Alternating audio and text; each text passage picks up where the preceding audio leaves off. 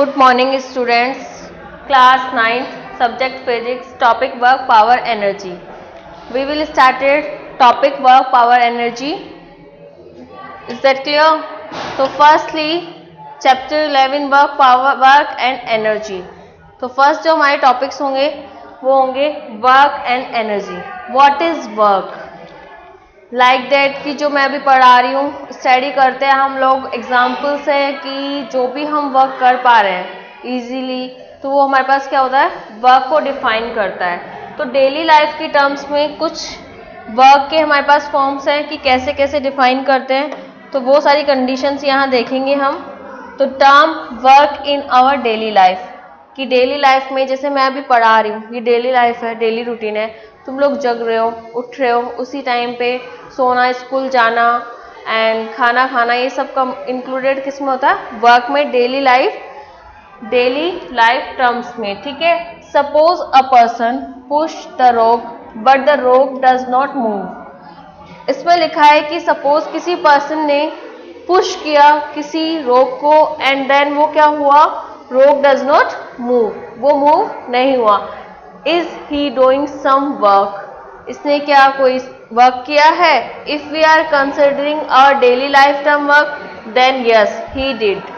तो हम क्या बोल सकते हैं कि उसने वर्क किया है. लाइक दैट हम एक कूली का एग्जाम्पल ले सकते हैं कि जैसे हम उसको सामान उठा के बोलते कि यहाँ से हमें उस पोजीशन पे पहुँचना है, वहाँ तक जाना है हमें.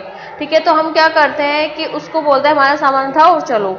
तो डेली लाइफ की टर्म्स में उसने वर्क किया है. अभी मैं मूविंग कर रही हूँ, मोशन कर रही हूँ, तो ये भी मेरा क्या होगा, वर्क होगा. कंसीडरिंग किया जाएगा डेली लाइफ टर्म्स में वर्क को. ठीक है. Is that clear? But in science, लेकिन साइंस में ये डिफाइंड है या फिर नहीं है, इस चीज को हमें देखना है कि डेली लाइफ के जो वर्क्स होते हैं वो कंप्लीटली वर्क में इन्वॉल्व है या नहीं है. Is that clear? So does not do any work as there is no resultant motion results because of the force he applied on the rope. जब उसने इस रोप पे, कोई एक रोप है, इस पे उसने फोर्स अप्लाइड किया, एक्सटर्नल फोर्स अप्लाइड किया, देन यहाँ पे कंडीशन क्या हुई हमारे पास कि जो रोप थी, फोर्स हमारे पास क्या था, कम, लेस था, जिससे ये रोप आगे मोशन ही नहीं किया, मूव ही नहीं किया है. वो कहाँ पे, स्टेबल जो पोजीशन है उसकी वो वहीं पे रखा हुआ है. उसने कोई भी वर्क नहीं किया साइंस की लैंग्वेज में, लेकिन उसने एनर्जी वहां पे लगाई है. उसने जो वर्क किया उसमें एनर्जी क्या हुई है, उसकी डिक्रीज हुई है. जो एनर्जी पहले थी, जैसे ही उसने फोर्स अप्लाइड किया, उसको पुश किया, तो उसकी जो एनर्जी थी वो क्या हो गई, उसमें ट्रांसफर हुई है. देन वहां एनर्जी उसकी कम हुई है. तो वर्क के कॉन्सेप्ट में हम समझ सकते हैं कि जो वर्क होता है वो हमारे पास रिलेटेड टू द होता है एनर्जी से, related to the energy. Is that clear? The ठीक है. नेक्स्ट है हमारे पास वर्क डन. साइंटिफिक अप्रोच, कि जो साइंटिफिक अप्रोच होगी वो कैसे डिफाइन करेंगे वर्क डन में, तो उसे हमें यहाँ पे देखना है. Work done scientific approach. Work is said to be done when a force produce motion in a body. Work done कब होगा, जब ये रोक हमारे पास मोशन करती, जहां इनिशियल पोजीशन पे थी, दैट वो इनिशियल पे ना रह के कहाँ जाती, फाइनल पोजीशन पे जाती. तो उससे हमें समझ आता कि यहाँ उसने कुछ पर्सन ने मोशन किया है, मूविंग है. जैसे कि मैं इस स्टूल को, ये मार्कर है, इसको मैं जब तक स्टेबल रखूंगी, स्टूल से उठाऊंगी नहीं, टेबल से उठाऊंगी नहीं, तो क्या रहेगा, स्टेबल रहेगा, इसने कोई मोशन नहीं है. जैसे ही मैंने फोर्स अप्लाइड किया, ज्यादा फोर्स अप्लाइड किया और मैंने इसको उठा के मूविंग करवाया कि यहाँ रखा हुआ था, इनिशियल पोजीशन पे टेबल पे रखा हुआ था, देन ये मेरे हाथ में है, तो वो कंसीडर हमारा किस में होगा, वर्क डन में होगा. ठीक है. Is that clear? नेक्स्ट है, if the force F is applied on a object and the object displace a distance S in the direction of the force, it means कि हमारे पास, इसको हम एक एग्जाम्पल के थ्रू समझते हैं. ये हमारे पास कोई एक सरफेस है, ठीक है.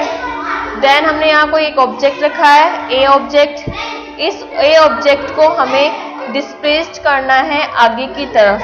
ठीक है. यहाँ हमने अप्लाइड फोर्स किया. अप्लाइड फोर्स हमारे पास गिवन कितना है, 5. न्यूटन हम लेके चलते हैं और ये हमारे पास जो बॉक्स है ये 2 kg का है, ठीक है। तो 5 न्यूटन फोर्स जैसे ही हमने अप्लाइड किया तो इसकी जो पोजीशन होगी वो क्या हो जाएगी, चेंज हो जाएगी। ये हमारा इस पोजीशन से यहाँ आ जाएगा। देन जो डिस्प्लेसमेंट हुआ है वो हम क्या बोल सकते हैं, एस इसने डिस्प्लेसमेंट किया है, ठीक है। तो अपोजिट ये जो object displace a distance S in the direction of the force, direction of the force की टर्म्स में ही डिस्प्लेस्ड है, तो उस कंसीडर क्या है, then work done W is defined as the product of the force and displacement. तो जो वर्क डन होता है उसे हम डिफाइन करते हैं product of a force and a displacement, क्योंकि हम यहाँ यूज क्या क्या कर रहे हैं, force and a displacement. Force क्यों यूज कर रहे हैं, उसे पुश करने के लिए कि वो आगे की तरफ फोर्स की डायरेक्शन में ही मोशन करे। देन फोर्स की डायरेक्शन में वो मोशन करेगा, फर्स्ट पोजीशन से वो सेकंड पोजीशन पे जाएगा, तो कुछ ना कुछ डिस्प्लेसमेंट भी कवर करेगा, इनिशियल एंड फाइनल पोजीशन भी होगी उसकी। तो हमारे पास वर्क डन का फॉर्मूला है वर्क equals to में force into में displacement. The SI unit of a work is a joule. 1 joule equals to में न्यूटन मीटर से भी हम इसको डिफाइन कर सकते हैं। जो वर्क की यूनिट होती है वो हमें किस में गिवन होती है, जूल में गिवन होती है। Is that clear? नेक्स्ट अगर हमें इसको लर्न करना है तो हम कैसे रख सकते हैं, कुछ टिप है, नोट है। Remember the work is a scalar quantity, all the force and displacement are the vector quantity itself. Means हमें पता था जब हमने वेक्टर्स पढ़े थे, मोशन वाला चैप्टर पढ़ा था, force is a vector quantity because of force की डायरेक्शन होती है प्लस मैग्नीट्यूड होता है। Displacement is a scalar quantity या vector quantity, sorry vector quantity, ठीक है, वेक्टर क्वांटिटी है because of direction plus magnitude, दोनों यहाँ अवेलेबल होता है। लेकिन जो हमें वर्क डन तीसरा प्रोडक्ट मिलता है वो हमें कैसा मिलेगा, scalar quantity. So it is a scalar quantity. Is that clear? Next is a example. हम यहाँ पे एक एग्जांपल भी देखेंगे कि कैसे किसने कितना वर्क डन किया है। मैंने जो बताया था कूली वाला उसको हम आगे समझेंगे कि वहां पे वो वर्क क्यों नहीं कर रहा साइंस की लैंग्वेज में, ठीक है। पहले हम इस क्वेश्चन को देखते हैं। Example, Manan pushed a wooden table across the floor, a net force of a 150 Newton. तो हमारे पास गिवन क्या है, फोर्स गिवन है 150 न्यूटन हमारे पास गिवन है। Is applied on the table, वो किस पे अप्लाइड कर रहा है, टेबल पे। Work done by this force is 60 joule. जो वर्क डन है हमारे पास वो कितना है, 600 जूल। तो W हमारे पास calculate the distance at a table. तो हमें कैलकुलेट करना है कि उसने कितना डिस्प्लेसमेंट यहाँ पे डिस्टेंस कवर किया है। इस कंडीशन को हमें यहाँ पे कैलकुलेट करना है, ठीक है। Is that clear? तो हम यहाँ देखेंगे कि the net force applied on the table 50 Newton and the work done of a table 600 joule. और वर्क डन का फॉर्मूला क्या होता है, force into displacement, product of force and displacement. Here we have find the distance of a table displaced from its initial position S. तो हमें S को यहाँ पे डिफाइन करना है कि हमारे पास जो डिस्प्लेसमेंट होगा वो कितना होगा, ठीक है। Is that clear? तो नेक्स्ट हमारे पास जो फॉर्मूला होता है उससे हम क्या करेंगे कि we know that work done is a force into displacement. Given है हमारे पास 600 जूल, ठीक है। फोर्स गिवन है हमारे पास 150 न्यूटन, ठीक है। एंड हमारे पास क्या गिवन नहीं है, डिस्प्लेसमेंट। तो हमें निकालना क्या है, एस। तो हम क्या लिखेंगे, 600 joule divided by 150, that is 15 4 4। तो हमारे पास क्या आ गया, जूल पर न्यूटन, जिसे हमने किस में कन्वर्ट करना है, डिस्प्लेसमेंट को हम किस में लिखते हैं, मीटर में। तो जो आंसर होगा, आंसर इज अ 4 मीटर यहाँ पे डिफाइंड होगा। Is that clear? Work done when force is applied at a some angle on the object. अब नेक्स्ट क्वेश्चन जो मैं बता रही थी कूली वाला कि हमारे पास कैसे कंडीशंस होगी, डॉट प्रोडक्ट हम कब प्रोड्यूस करते हैं, तो किसी इंक्लाइंड प्लेन पे हम क्या कर रहे हैं, अप्लाइड कर रहे हैं some angle on the object. Object को किसी एंगल पे हम अप्लाइड कर रहे हैं किसी फोर्स को, तो हमने क्या किया, इसकी अकॉर्डिंग टू हमने फोर्स को यहाँ पे अप्लाइड किया। देन हम मूविंग करवाना चाहते हैं इसको इनिशियल से फाइनल पोजीशन पे कि किस एंगल पे प्रोजेक्ट करेगी फाइनल पोजीशन पे। देन ये हमारे पास क्या होगा, इसका डिस्प्लेसमेंट, इन दोनों के बीच का जो एंगल होगा वो हमारे पास क्या होगा, थीटा। तो नेक्स्ट हम इसके कंपोनेंट्स के थ्रू समझेंगे। हमने एक कंपोनेंट लिया F Y sine theta and F X cos theta, that is जिसके अकॉर्डिंग टू सेट हो रहा है थीटा, जहां से बन रहा है, जिसके बीच में बन रहा है वहां हम लेंगे cos theta and other side is a sine theta. Is that clear? तो इस कंडीशन में हमारे पास इसको डिस्प्लेस करने के लिए ये वाला फोर्स तो mg नीचे लगेगा एंड ये नॉर्मल की तरह रिएक्ट, तो अपर डायरेक्शन में इसका कोई वर्क नहीं है। तो हमारे पास जो फोर्स बचेगा वो कौन सा बचेगा, F cos थीटा अप्लाइड होगा। तो जो वर्क डन का फॉर्मूला है हम क्या लिख सकते हैं, F S cos थीटा। ठीक है, इज दैट क्लियर? हमारे पास जो फॉर्मूला आएगा वो क्या आएगा डिस्प्लेस करने के लिए, Fs cos थीटा। नेक्स्ट हम इसमें एक एग्जांपल ले लेते हैं कि ये कोई पर्सन है कूली, इसने क्या किया है कि अपने हैंड से ऊपर की तरफ किसी सामान को पकड़ा हुआ है। देन हम यहाँ देख रहे हैं कि इसने सामान को हैंग किया हुआ है या फिर हम बोल सकते हैं अपने हेड पे रखा हुआ है। तो ये क्या करेगा, वर्क डन हम आगे की तरफ मोशन कर रहे हैं, फोर्स भी हमारा आगे की तरफ है। ठीक है, तो हम क्या देख रहे हैं यहाँ पे कि जो ये ऑब्जेक्ट रखा हुआ है हमारे पास, इस पर्सन से ये सरफेस से कितने डिग्री का एंगल बना रहा है, ये चल रहा है फॉरवर्ड डायरेक्शन में और एंगल बन रहा है थीटा इक्वल्स टू 90 डिग्री। तो साइंस की लैंग्वेज में इसने वर्क किया है, ये चेक कर लेते हैं। फोर्स है हमारे पास एफ एस कोस 90, तो हमें पता है कोस 90 इक्वल्स टू 0, तो work done equals to 0। So did not work in a science terms, basic language में इसने वर्क किया है, ये यहाँ पे क्लियर है। ठीक है, is that clear? Next is a कि positive types of a work, तो positive, negative and zero work done. तो अब यहाँ पे हम देखेंगे कि पॉजिटिव कब होगा, नेगेटिव कब होगा एंड जीरो वर्क डन यहाँ पे कैसे डिफाइन करेंगे पॉजिटिव वर्क डन। तो फर्स्टली हम पॉजिटिव वर्क डन को देखेंगे। Positive work, when the applied force and the displacement are in the same direction, the angle theta equals to 0 degree and the value of cos 0 equals to 1। हम इस formula में क्या करेंगे, W equals to में F S cos theta की जगह 0 degree, तो theta 0 equals to क्या होता है हमारे पास 1, तो हमारे पास कंसीडर क्या होगा, वर्क डन इक्वल्स टू में फोर्स डिस्प्लेसमेंट हमारे पास यहाँ पे डिफाइन हो जाएगा, जो कि ये यहाँ पे कंसीडर है। ठीक है, ऑब्जेक्ट हमारा डिस्प्लेस इसी डायरेक्शन में कर रहा है, डिस्प्लेसमेंट भी इसी डायरेक्शन में हो रहा है, तो दोनों के बीच में जो एंगल हो रहा है वो हमारे पास कितना बन रहा है, 0 डिग्री एंगल से डिफाइन कर रहे हैं। ठीक है, is that clear? Next, hence the work done is positive, W equals to F S यहाँ पे डिफाइन होगा। Zero work when the applied force and the displacement are a perpendicular, means ये वाली कंडीशन है, यहाँ डिस्प्लेस कर रहे हैं एंड हमारे पास जो फोर्स है वो यहाँ लग रहा है, एंगल है हमारे पास 90 डिग्री, तो cos 90 equals to 0 degree. Is that clear?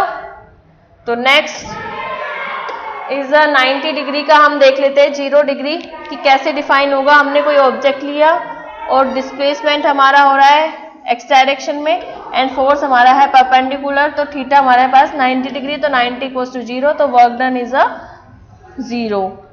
तो coolie is the best example for 0 work done. ठीक है, इसके लिए क्या होगा, 0 वर्क डन के लिए बेस्ट एग्जाम्पल है। Negative, when the applied force acts opposite to the direction of a displacement, means क्या है कि हम डिस्प्लेस करना चाहते हैं फॉरवर्ड डायरेक्शन में, लेकिन जो हमारे पास एक्सटर्नल फोर्स है वो हम अपोजिट डायरेक्शन में अप्लाइड कर रहे हैं, तो हमारे पास जो प्रोसेस होगा दोनों के बीच का जो एंगल होगा वो हमारे पास थीटा इक्वल्स टू कितना हो जाएगा, 180 डिग्री डिफाइन हो जाएगा। Then force F S cos 180 degree means -1, तो W इक्वल्स टू में हमारे पास क्या बचेगा, एफ एस डिफाइंड होगा then it is a negative term. So work done equals to Fs minus 1 minus Fs, hence the work done is a negative. Example भी देख लेते हैं. Identify the type of work as positive, negative and zero in the following cases. किस किस केस में हमारे पास जीरो होगा, नेगेटिव होगा एंड पॉजिटिव वर्क डन होगा, ये सारी कंडीशंस हम यहाँ पे देख लेते हैं एक बार. ठीक है. Next is the archer shooting an arrow, a satellite revolving around the earth, solutions to shoot the arrow. ठीक है. The archers pulls the strings towards him and the arrow moves away from him. तो is that clear कि जो Archer होता है हमारे पास उसे हम पुश करते हैं अपनी साइड एंड जो पुश करते हैं अपोजिट साइड. तो it is a negative and positive. It is a negative because of जो आर्चर है उसको हम पुश कहाँ कर रहे हैं, डायरेक्शन टू अप्लाइड फोर्स, खुद की तरफ. जो ये पर्सन खड़ा हुआ है वो कहाँ पुश इसको खींच रहा है, अपनी तरफ खींच रहा है. देन ये जो हमारे पास इसको हम स्ट्रिंग को खींच रहे हैं वो हम अपनी तरफ खींच रहे हैं, और जो मूव कर रही है स्ट्रिंग वो कहाँ डायरेक्शन कर रही है, फॉरवर्ड डायरेक्शन में डिस्प्लेस. जो थीटा यहाँ पे बन रहा है वो हमारे पास कितना गिवन है, 180 degree. Then theta equals to -1, यहाँ पे इसकी वैल्यू होगी cos 180 डिग्री की. तो direction of force opposite and ये अपोजिट, तो angle is a 180 degree define होगा. In this case the applied force acts opposite to the direction of motion, so the angle between the applied force and the direction displacement is a 180 degree. Therefore the work done equals to F minus, hence the work done is a negative. Next, satellites revolves the earth. तो वो वाली conditions भी देख लेते हैं. The satellite moves around the earth in a circular orbit. ये satellite है, ये अराउंड द अर्थ क्या कर रही है, मूव कर रही है इन द सर्कुलर लूप.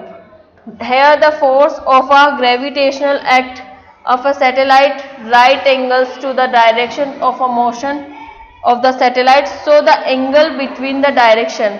अब हम क्या चाहते हैं कि जो मोशन हो रहा है वो हमारे पास रिवॉल्यूशन इस तरीके से हो रहा है, देन जो ग्रेविटेशनल फोर्स अप्लाइड हो रहा है वो डाउनवर्ड. तो जो एंगल गिवन है हमारे पास वो कहाँ लग रहा है, G एंड यहाँ पे S.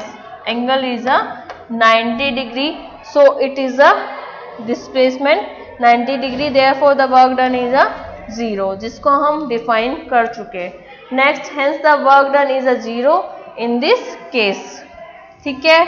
पॉजिटिव कि सेम डायरेक्शन में जा रहा है, सेम ही पोजिशन में है, तो हमारे पास जो वर्क डन होगा theta equals to 0, it is a 1 condition, तो then it is a positive value. ठीक है. Next topic is a energy.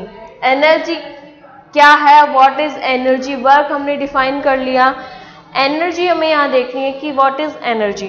तो energy is a form of जो हमने वर्क किया है उसमें कितनी एनर्जी हमने डूइंग कैपेसिटी है. जैसे मैं अभी पढ़ा पा रही हूँ, मेरी जितनी कैपेसिटी है उतना ही मैं एनर्जी यहाँ पे लेस करूंगी, उतनी ही एनर्जी के साथ मैं यहाँ पे आऊंगी. ठीक है. Is that energy. The capacity of a doing work, work कर पा रहे हैं उस कैपेसिटी के साथ, तो वो होगा हमारे पास एनर्जी. ठीक है. The SI unit of energy is also joule. जैसे वर्क की थी सेम एज इट इज हमारे पास क्या होगी, आल्सो जूल. ठीक है. नेक्स्ट है form of energy. Around us energy present in many different forms. Some main forms are. चारों तरफ अब हमें देखना है. एनर्जी हमने बता दिया, कूली ने भी एनर्जी अप्लाई की थी. अगर कोई बस है हमारे पास, किसी हम मोशन कर रहे हैं वहां भी एनर्जी अप्लाइड हो रही है. मैं वर्क कर पा रही हूँ वो भी हमारे पास अप्लाइड एनर्जी हो रही है, क्योंकि हमारी जो एनर्जी है कैपेसिटी होती है कि कितनी कैपेसिटी के साथ हम एनर्जी कर रहे हैं. तुम कितना पढ़ पा रहे हो ये भी इट इज अ कैपेसिटी. सो हम यहाँ पे देखेंगे कि जो फॉर्म्स होती है अलग अलग टाइप, अलग अलग टाइम में अलग अलग एनर्जीज हो. Mechanical, electrical, heat, chemical and light energy. ठीक है. ये सारी electrical energy, mechanical energy, heat energy temperature के साथ डिफाइंड होती है. जब हम किसी प्रोडक्ट को क्या कर रहे हैं, हीट दे रहे हैं, तो वहां पे हमारे पास कंडीशन क्या होती है, हीट जैसे ही प्रोड्यूस की हमने वहां भी एनर्जी कंज्यूम होती है. केमिकल मतलब कोई रिएक्शन करवाते हैं हम, तो वहां कौन सी एनर्जी यूज करते हैं? Chemical energy. Energy, light source, जैसे कि अभी ये लाइट्स ओपन है तो यहाँ भी एनर्जी का सोर्स ही होता है, electricity is the source of energy, ठीक है। नेक्स्ट है mechanical energy, it is a total of kinetic plus potential, means कि जो मोशन में भी है एंड जिसके पास पोटेंशियल एनर्जी, दोनों का सोर्स हम होता है sum of the kinetic and a potential energy it is a mechanic. Electrical energy, जो हम किसी, अगर हमें क्या करना है, किसी मोटर से हमें किसी पानी को टैंक से हमें ऊपर की टैंक में पानी पहुंचाना है, तो it is a electrical energy की फिर उस वो कन्वर्ट होती है काइनेटिक एनर्जी में। Is that clear? So next is a nuclear energy. Nuclear atoms के लिए कि एटम्स में जो इलेक्ट्रॉन्स रिवॉल्व करते हैं वहां कौन सी एनर्जी होती है? ये एटम है, ये न्यूक्लियस है, इलेक्ट्रॉन्स रिवॉल्व कर रहे हैं, तो ये हमारे पास न्यूक्लियर में हमारे पास जो यूजफुल होगी वो होगी mechanical sound energy. Sound produce होना, साउंड का क्रिएट होना, देन साउंड में जो कैपेसिटी होती है एनर्जी की, वो भी sound is a form of energy. हमने ये भी कंसीडर किया था जब हमने साउंड चैप्टर पढ़ा था, ठीक है। Is that clear? तो मैकेनिकल एनर्जी हमारे जो काम का है यहाँ पे टॉपिक वो है मैकेनिकल एनर्जी, जो कि हम डिफाइन कर चुके हैं, the sum of a kinetic and a potential energy. Mechanical energy is the energy possessed by a body during its state of motion, that energy possessed when the object is the rest or a moving, means कि कोई object है वो रुका हुआ है, then उसे हम उसके पास क्या हो गया? पोटेंशियल हो गया, और जैसे ही हमने उस पर फोर्स अप्लाइड किया वो मूविंग हुआ, देन वहां पे क्या हो गई? Kinetic energy. तो वो सम हम बोल सकते हैं कि वो होगा kinetic energy and a potential energy. Is that clear? Next is a potential energy. The type of energy possessed by an object at rest is called potential energy. जैसे कि like that मैं यहाँ पे खड़ी हुई हूँ और मैं बैठी हूँ, तो मेरे पास क्या होगा? मेरा पोटेंशियल होगा। अब जैसे ही मैं यहाँ पे मूविंग करना स्टार्ट करूंगी जस्ट अ पॉइंट पे, जिस पॉइंट पे वो हमारे पास किसको डिफाइन कर देगा? Kinetic energy. The type of energy possessed by a moving object is called kinetic energy, ठीक है। Is that clear? कि कोई कार है हमारे पास, अगर वो रेस्ट पोजीशन में रुकी हुई है तो उसके पास पोटेंशियल है, जैसे ही हमने उसे मूव करवाया then it is a change of kinetic energy. Is that clear?